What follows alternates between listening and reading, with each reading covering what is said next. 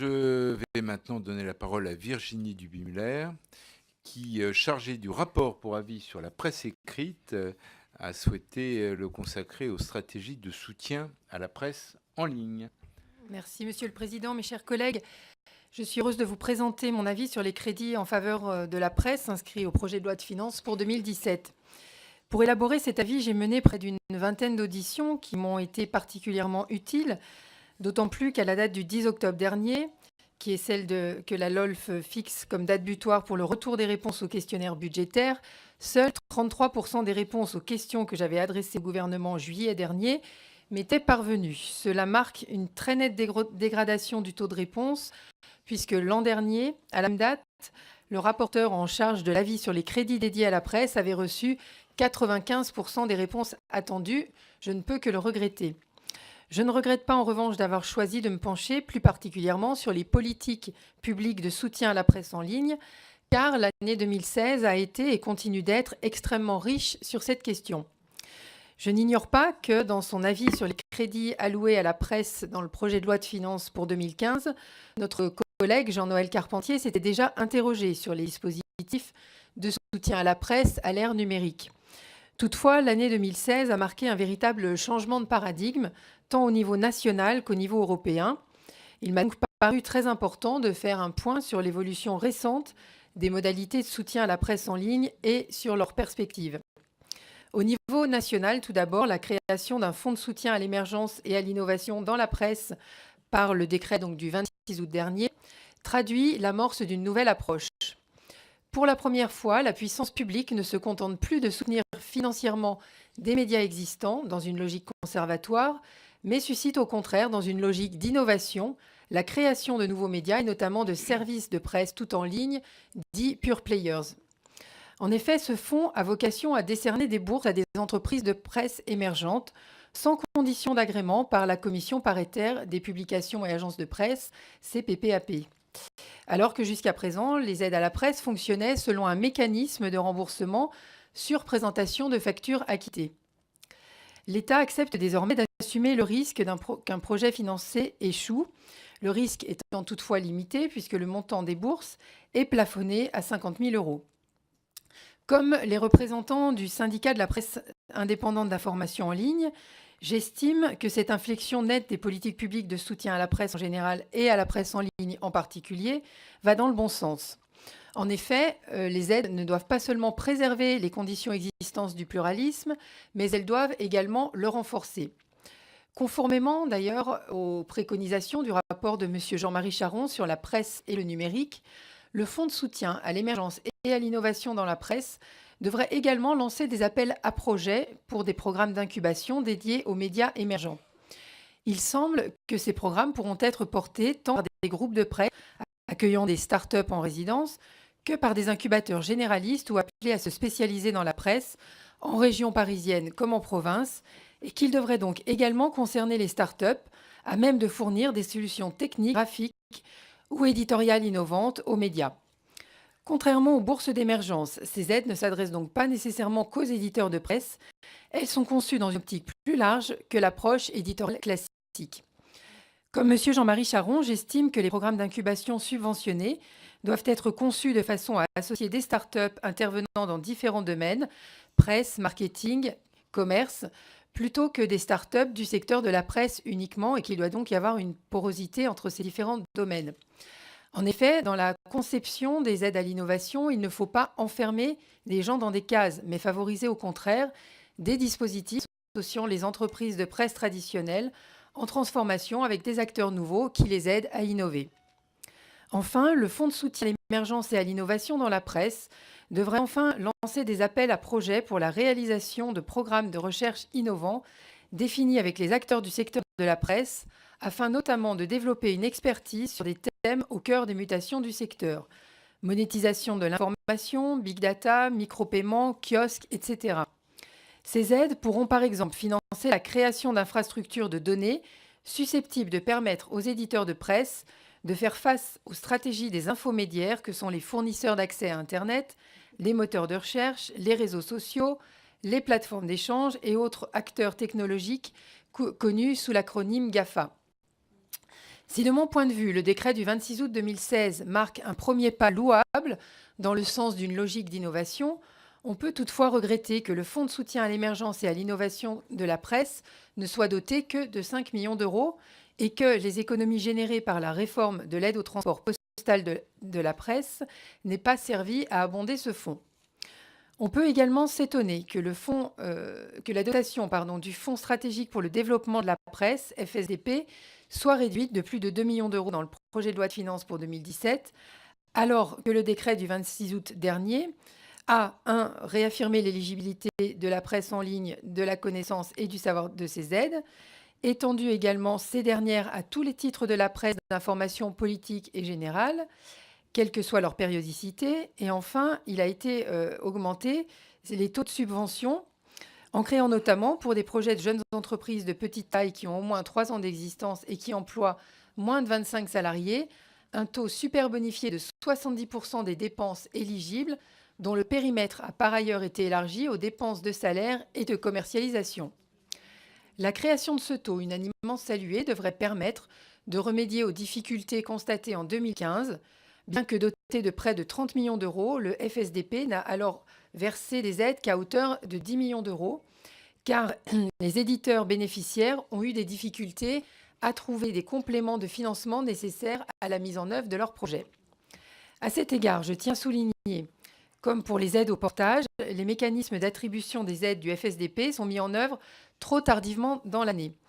D'après ce qui m'a été indiqué, au 12 octobre dernier, aucun comité d'attribution du FSDP n'avait été réuni, ce qui risque malheureusement de conduire à concentrer toute la stratégie d'aide pour l'année 2016 sur les 3 mois de novembre et décembre. Par ailleurs, bon nombre de personnes que j'ai entendues ont déploré que les modalités de candidature aux aides du FSDP soient trop lourdes pour de jeunes services de presse tout en ligne. Le résultat est que les dispositifs initialement conçus pour les entreprises de presse naissantes ont été en partie captés par les grandes entreprises historiques, entre guillemets, de la presse écrite, qui disposent d'une technostructure plus adaptée. Il est par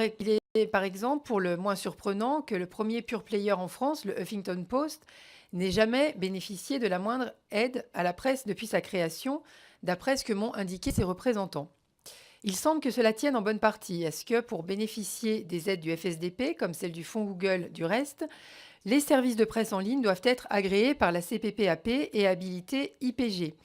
et que la distinction entre presse IPG et presse non IPG ne soit guère pertinente pour la presse en ligne. Selon le président de la CPPAP lui-même, il faut appréhender la notion d'IPG de façon différente selon qu'il s'agit de presse imprimée ou de presse numérique. En effet, pour cette dernière forme de presse, on passe aisément de l'IPG au non-IPG, de sorte que les critères d'éligibilité sont complexes, flous et évolutifs. Si le recours au concept d'IPG a pu avoir du sens à l'ère papier, il n'en a plus guère aujourd'hui à l'ère du numérique. Il faut donc conforter et amplifier la logique d'innovation amorcée par le décret du 26 août 2016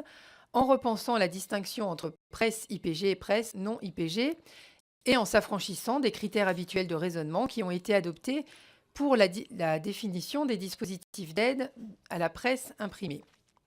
Cette logique commande également d'ouvrir le bénéfice des aides au pluralisme, dont le montant s'élève dans le PLF 2017 à environ 16 millions d'euros,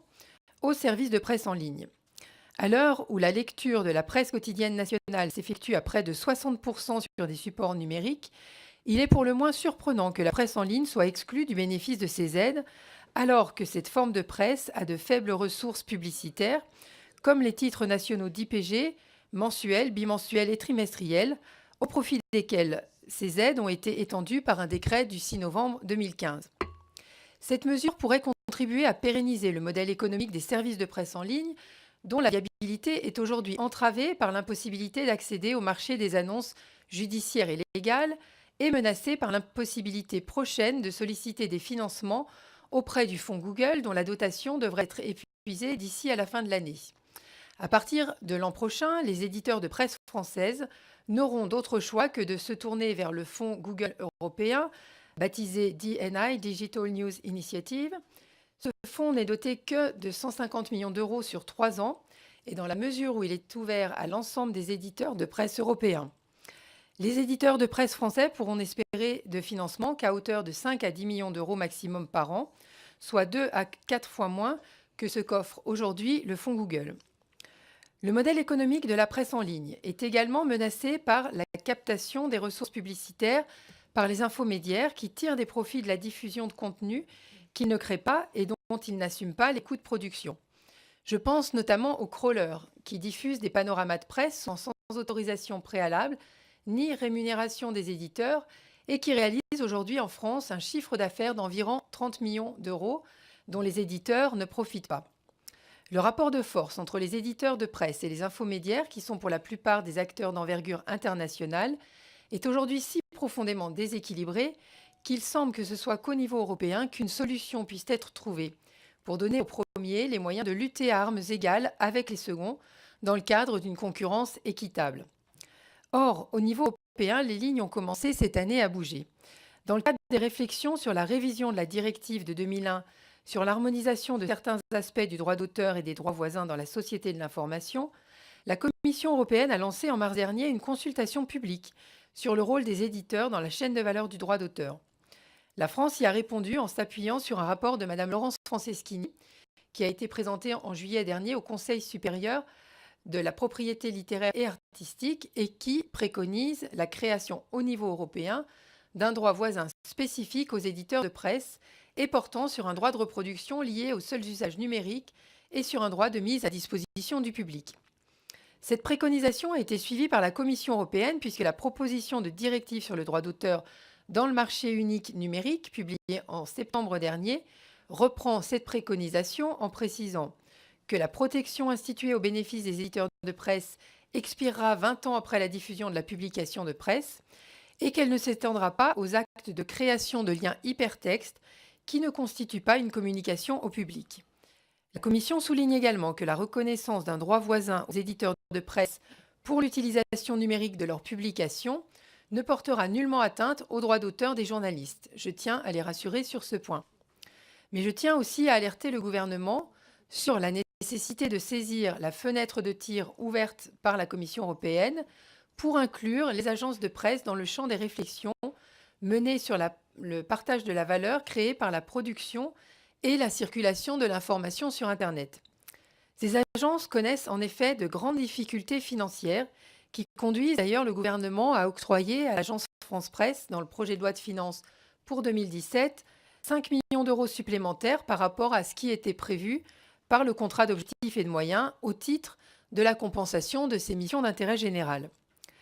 Les agences de presse sont aujourd'hui les seuls acteurs du secteur de la presse pour lesquels le taux de TVA a augmenté pour être porté à 10%,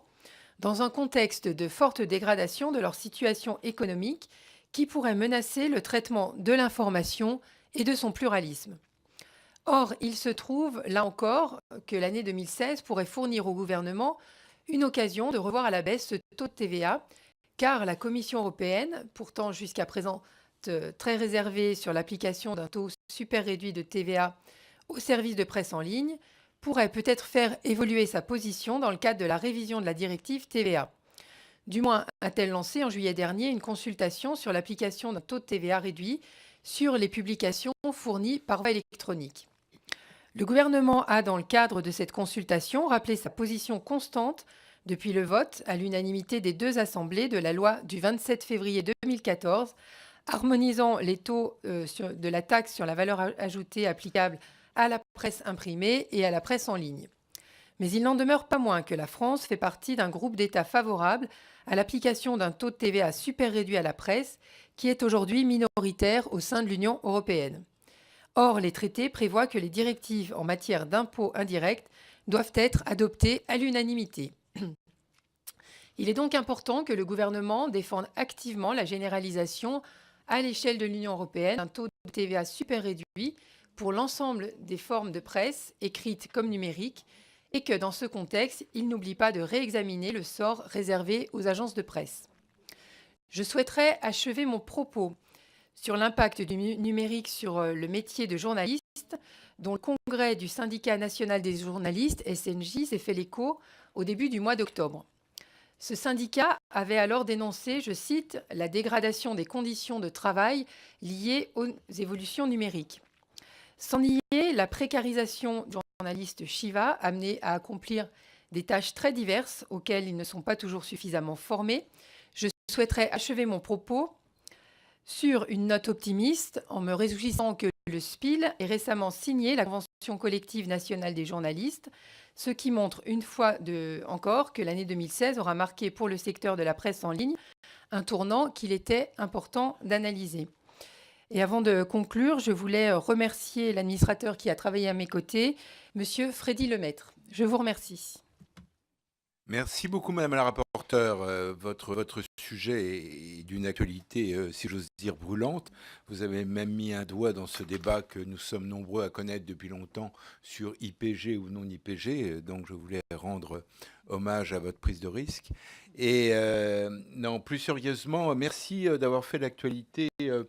sur la question fiscale, notamment dans le cadre de la révision de la directive TVA au sein de la Commission européenne, parce que nous avions su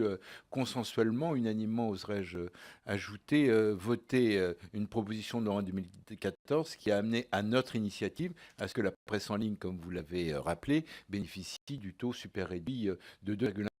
Et nous l'avions fait de manière volontaire, en sachant très bien que cela créerait évidemment l'ouverture d'un contentieux à Bruxelles. Ce que vous rapportez dans votre rapport 2 ans après montre qu'on a eu raison d'être volontaire, puisque peu à peu, si j'ose dire, nous réussissons à convaincre de la nécessité de ce taux super réduit.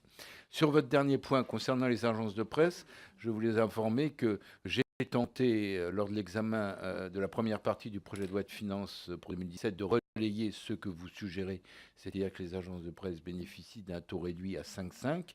puisque c'était leur taux il y a quelques années. Il est passé à 7 en 2012 et puis à 10% ultérieurement. Et donc, de ce fait, on se retrouve, et vous avez raison, dans une situation où les agences de presse sont en grande difficulté de trésorerie. Alors, je voulais néanmoins vous informer que mon amendement a été rejeté, justement au prétexte qu'il était contraire donc au droit communautaire. Donc là aussi, il y a dans les mois et années à venir un autre combat à mener. Merci en tout cas de votre rapport. Je vais maintenant céder la parole à notre troisième rapporteur, Marie-Georges Buffet, rapporteur pour avis sur les crédits relatifs aux livres et aux industries culturelles, qui s'était intéressé à un sujet tout aussi passionnant, le renouvellement des politiques en faveur de la lecture publique, qui nous mobilise souvent très activement, notamment dans nos circonscriptions. Marie-Georges Buffet, je vous donne la parole.